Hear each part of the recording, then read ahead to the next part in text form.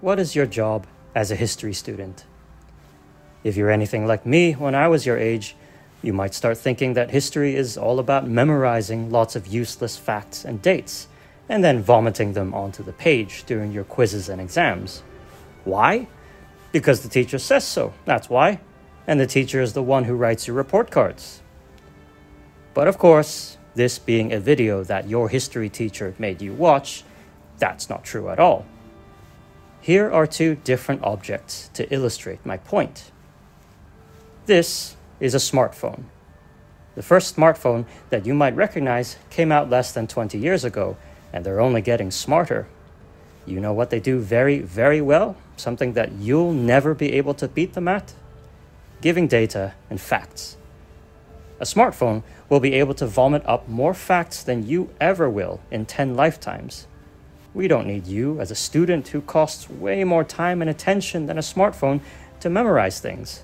And we sure wouldn't be doing our jobs as teachers if we're training you to do a job that a hunk of plastic could do 10 times better.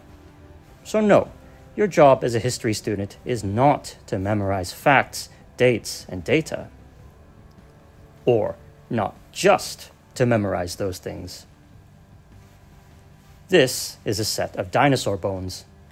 Think of historical facts and data like bones. Do you need them? Absolutely, yes. So unfortunately for you, that does mean you do have to memorize stuff. But you don't just stop there. Otherwise, you just have a pile of bones sitting there, looking kind of impressive, but also kind of awkward, and nobody really knows what to make of it. How do we make the dinosaur come to life? You need to slap on some meat, muscle, skin, and that's where you come in. We give you the data, and we get you to think about it, give it meaning. What do you make of these facts and dates? What do they mean? What do you think they point to? What patterns can you draw from them? What can you conclude from them? This is your job as a history student. You must know the facts as a bare minimum, just as how dinosaur bones are the bare minimum for a dinosaur. But if you just stop at the bones, you have something lifeless. We need you to comment on what you see, give it meaning, give it life. This is what we call interpretation.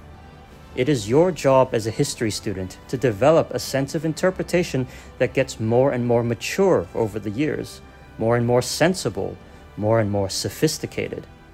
We want some meat and muscles and skin on those bones. We want that dinosaur. And your powers of interpretation are something that no smartphone will ever be able to replace. Those powers of interpretation will help us make sense of a world full of ever new, ever weirder, ever more dangerous things.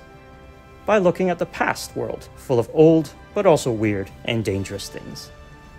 This is what we history teachers want for you as history students.